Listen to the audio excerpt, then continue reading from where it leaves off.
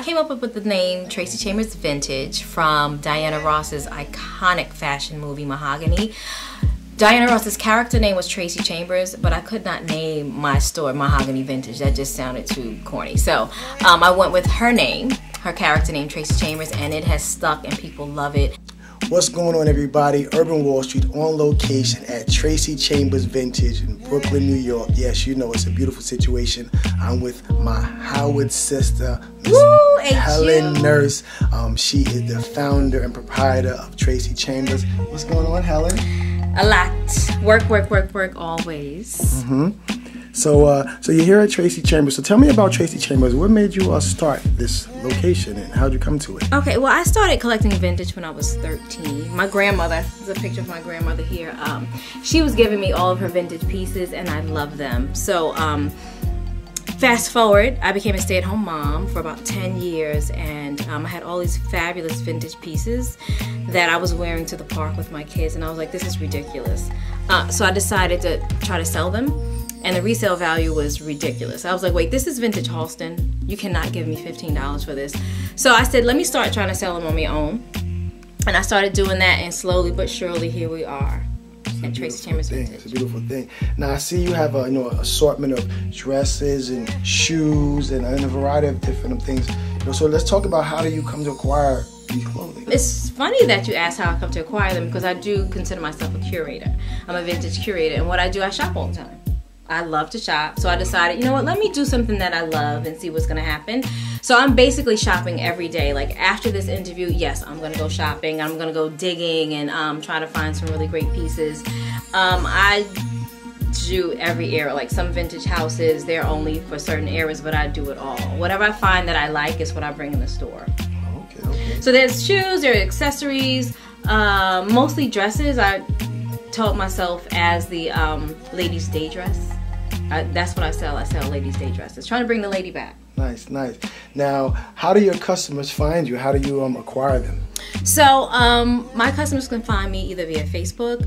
Word of mouth has been amazing. Because I'm not in a commercial space, I'm off the beaten path. It's kind of like you kind of have to know that I'm here, which works well for me because the space is not that big. And I'm by appointment. So if you want to come to the space is yours. You can come for an hour, hour and a half.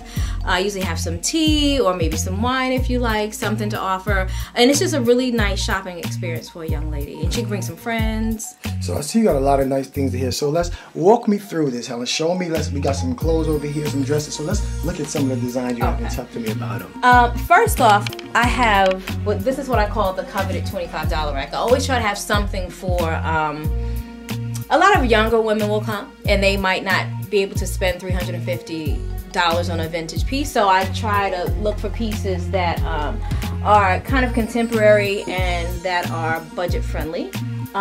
So this would be like a typical vintage dress from like the early 80s, late 70s. I like a lot of color, so expect to have a lot of color when you come here, and I'm into details. I like buttons, I like zippers, details on dresses.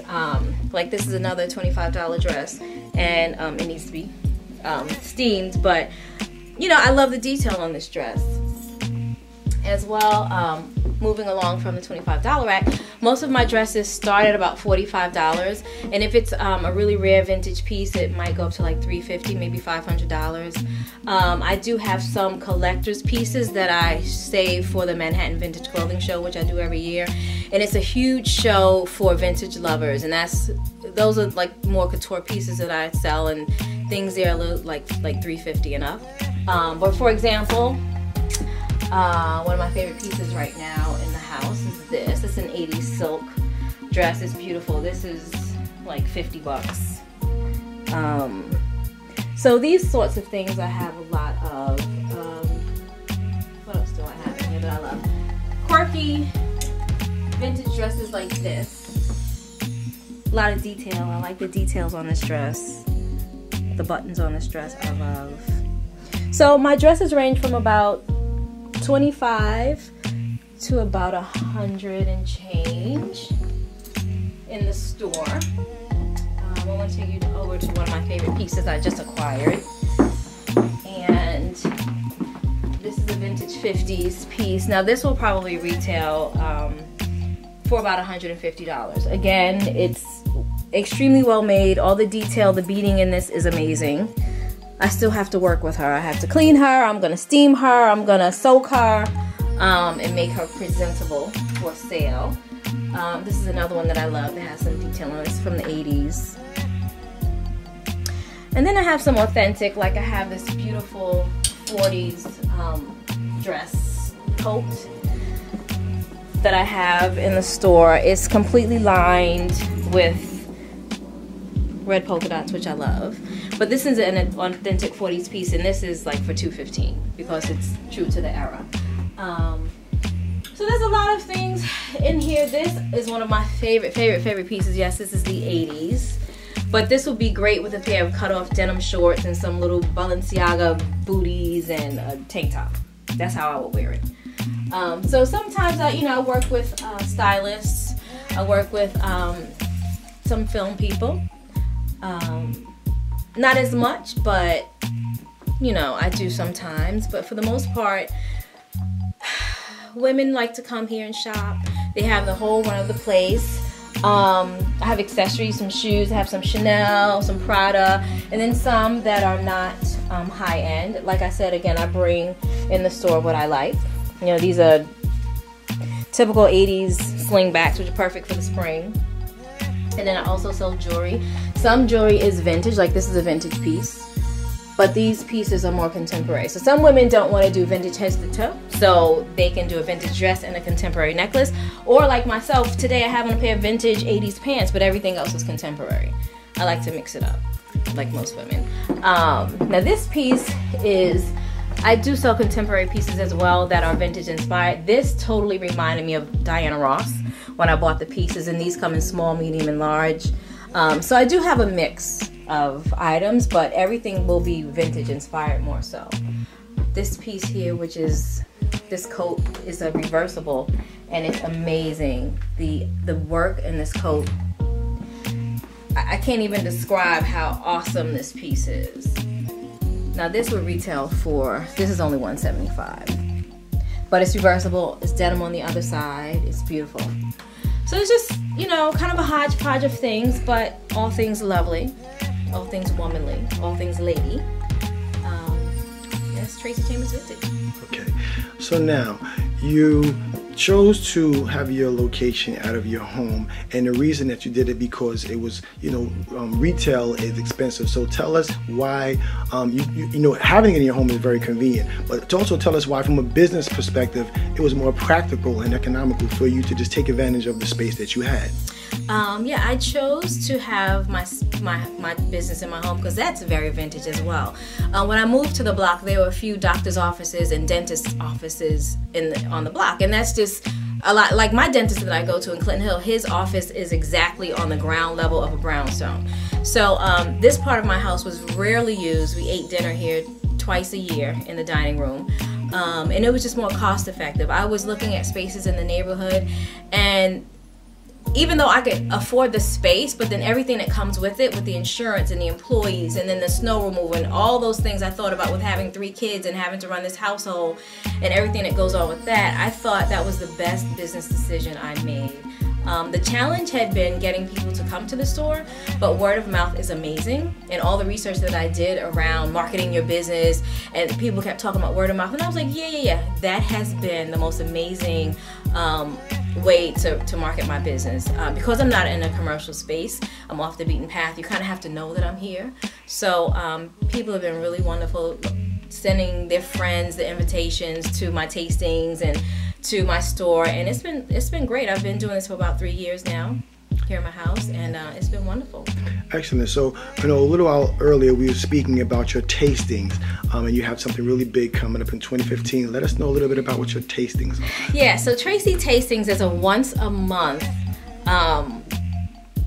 fashion party. So it's a shop, a sip, a twirl, a taste. So I have food, I have wine, I have a fabulous DJ Monday Blue, who comes and she sets up, and I open the entire space, and we have racks of dresses and accessories to buy, and we're tipping, we're dancing to house music, classics, and we're having a ball. It's Sundays from 1 to 4. I do this once a month, And they've become, like, I used to just do it once a year as a thank you on a holiday for my customers for like even coming to my space and keeping me afloat. But someone had asked me to just do it every month, and I was like, really, you think people are gonna come? They've become legendary. Yeah, so I'm doing these tastings every month, and now I'm gonna take my first tasting abroad. It's gonna be in Paris in January 2015. And it's going to be amazing. I'm going to do a movie screening there. We're going to do wine tastings. We're going to do a spa treatment at a hammam spa. It's going to be like 5 days of shopping and tasting wine, and it's going to be great. Beautiful, beautiful. Now, before we wrap it up, it's always important, you know, to educate and share the knowledge that we've acquired in our businesses to the next generation who aspire to do what we do, really, whether it's television production, whether it's fashion, whether it's vintage fashion. So for any young ladies or gentlemen who are also, you know, how should I say, aficionados, or they are inclined to be vintage personality, or they know this is what they like to do, what do they need to prepare for if this is what they really want to do and get into, become a, you know, a vintage clothier, if you will? Just have passion and patience. We were talking earlier about how a lot of young people want instant success.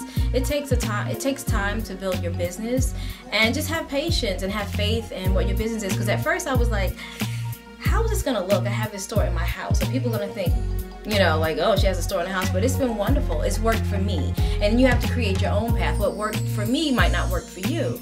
And I know a lot of other people who have businesses that they're opening commercial spaces, it's working well for them. But because of my lifestyle and being a mom of 3, and I was a stay-at-home mom, and you know, running my household, and that's where I want to be, this works perfectly for me because I'm here when the kids come home, I'm working, I can have appointments. I can have appointments at 9 o'clock if I want to, or at 10 o'clock in the morning if I want to, or on the weekends whenever I want to. So I work my business around my lifestyle. So I would just say to anyone, just follow your passion and do what's good for you and stay in your lane. Don't worry about what everyone else is doing. You have to work out what you want to do and just stick with it. And what are you most looking forward to in the next 2 years with Tracy Chambers? Becoming a global brand. I have some other projects that I'm working on as well. I want to branch out to maybe doing some vintage textiles and shopping around, taking women around the world to do shopping trips. And I have some other like fashion book projects that I want to work on here in Bed-Stuy. So there's a lot going on. All right, so for those who want to find you, because I'm sure people are going to want to check you out, are you online? Can they shop online? Can they see some of the designs online? How can they really get their hands and their eyes and their feelings on this Tracy Chambers? Yeah, so TracyChambersVintage.com. I'm on Facebook, Tracy Chambers Vintage, and on Instagram, Tracy Chambers Vintage. So I'm out there in the ether. I'm out there. So yeah, Tracy Chambers Vintage, no E in the Tracy. But yeah, or if they want to come for an appointment, they can, you know, go online and just let me know when they want to come by.